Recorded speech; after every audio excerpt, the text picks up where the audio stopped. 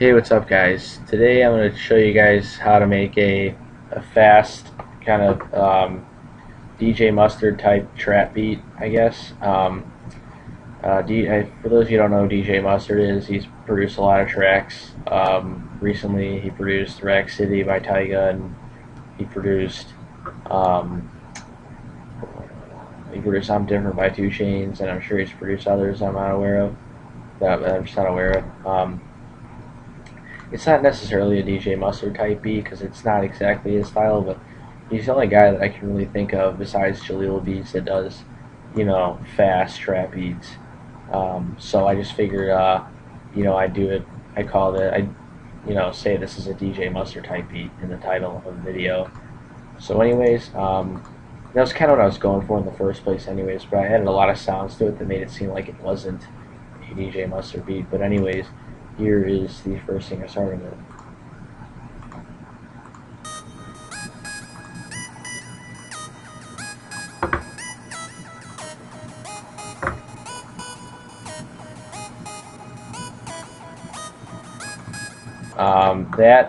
All these sounds, all these silent sounds are from sound banks. The Superstar Silent Sound Bank Volume 4, and one of them is like an LV sound bank. I don't remember where I got it. I think it was off some website, but I don't really remember. So I don't ask because I don't remember. That's what I first started out with. It's called Legend Spook Sign.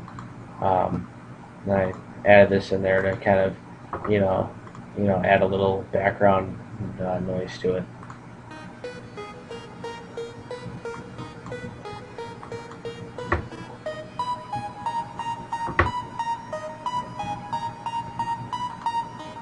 So as of now, nothing really special. And then I put this low brass in there.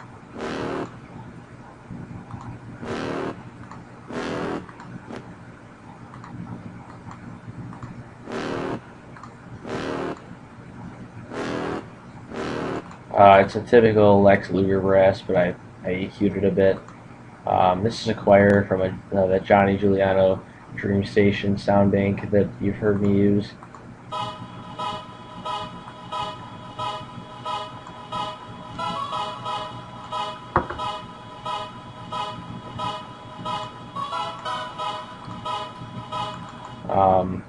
So far it's nothing all that interesting, and then it started to get interesting when I added the leads in there. This is like a twerk lead. This is the one that's out of the LV sound bank.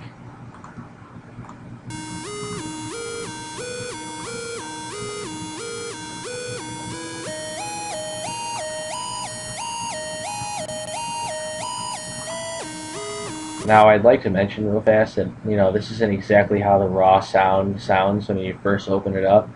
I did a lot of EQing and editing to the sound in the preset and also in the mixer. So it's not actually how it sounds.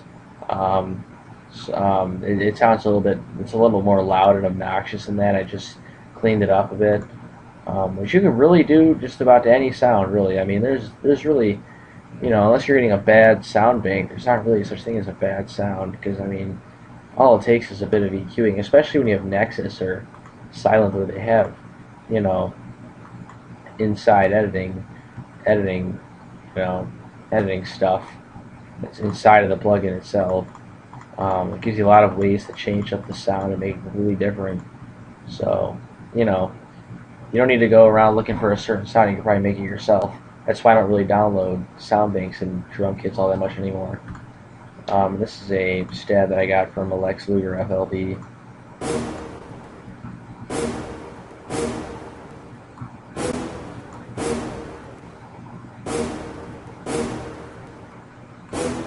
And that is, I'd added that, just to kind of give it a darker feel, to add some lows to the song. This is like an ARP I threw in there. This is just kind of add more to it.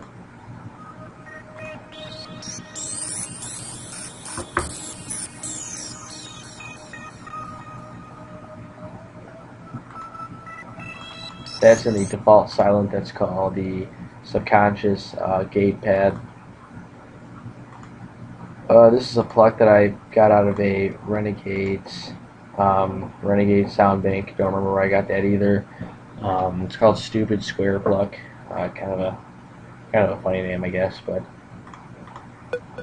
I did some editing to that too, and here's how that is.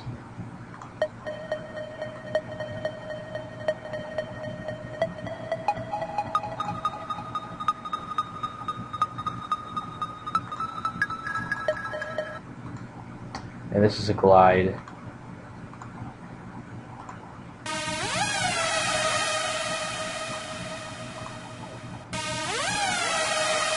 Now that was a lot of editing. I did a lot of editing on that sound. That's called the movie synth. That's also in the Superstar O Volume 4 Silent Sound Bank. And I really just kind of reverb it a lot and put a lot of delay on it. And really, basically,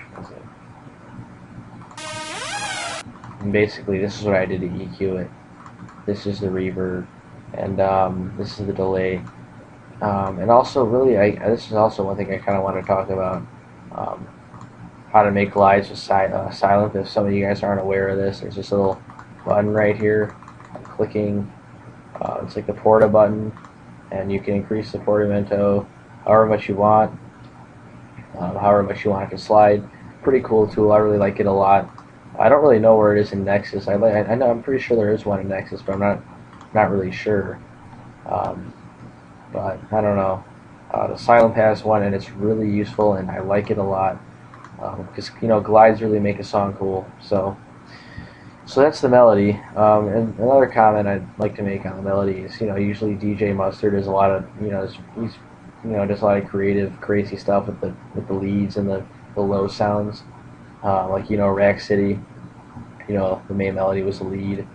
And I don't really listen to him all that much. I only heard a couple of songs by him, but I've kind of heard enough, I guess, to kind of know a little bit about his style. And I know that for one thing, he does have his leads are really crazy, and I didn't really have any crazy leads. A lot of my sounds were high sounds, but I don't know. Other than that, I guess it's pretty DJ Mustard type. Other than that, but I don't know. I guess it's all opinionated. But anyways, here's the drums. This is the bass.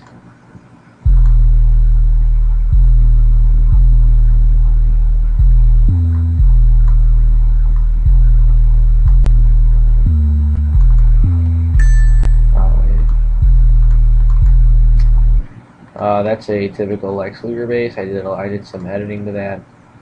It's right here. That's the parametric EQ. I wanted to drown it out, make it more, make it more sub bass like. I increased the preamp, a little bit on this and drowned it out with a post filter, so it wasn't too loud. The bass drum. This is the bass drum. And I'm not going to show the whole thing, but that's the Vibe single kick drum that a lot of people have. It's in some of Kid Urban's FLPs, if any of you guys watch him. It's in a lot of stuff, really. But, to me, by itself, it sounds pretty dull and bad. But, if you mix it right, it's a really good sound, and this is how I EQ'd it. This is the clap. That came from the same place as this stab. That came from the same place that stab came from. Pretty good Lex Luger-like clap. This is also a clap I added to that. This is a hi-hat. This is a second clap. This is a closed hat. And it's basically that same hi-hat pattern throughout the whole song. This is a Beethoven snare.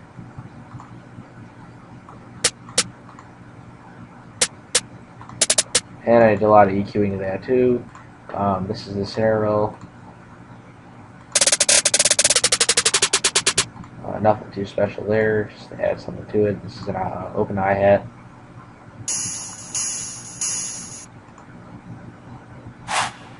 That's a chant.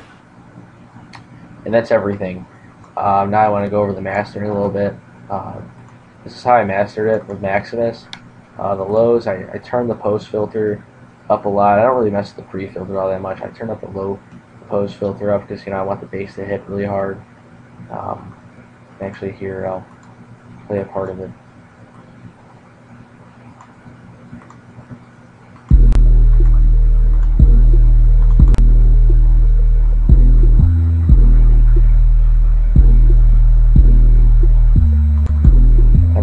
This is the mid, which I turn on a little bit because I don't want the melody drowning out the bass or the drums. Because that basically is the melody right there, the mid part.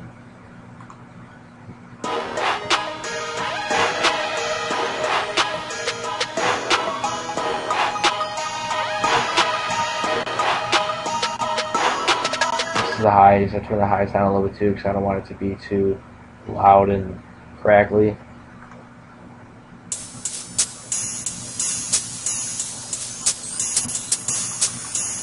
Basically, when I master, I don't want my bass to be. I want my bass to really. I always want my bass to really knock, because my favorite producers are producers that have heavy bass, which are basically Lex Luger, Sony Digital, 808 Mafia, you name it. Those kind of producers.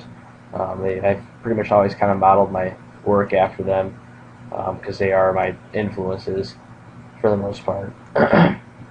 So I always want my bass to knock, and if my bass usually doesn't knock, then I really don't go with the beat. I usually just start on a new project because it gets really frustrating. So that's always what I go for. And I also want to hear the drums nice and clear too. And that's basically that. It might not be a total DJ Mustard type beat. I'm sure many of you who listen to it might say it's not. But this is about the closest I came to DJ Mustard. And, I'd say it's more of a combination between like DJ Mustard. I use some Zaytoven drums, maybe even Lex Luger too because I use his bass. Maybe even Lil Jon because it's kind of got that crunk feel to it with that glide. So it's kind of a combination of a lot of people. If you have any questions, just leave them in the description. And now I'm going to play the actual beat. Alright, see ya.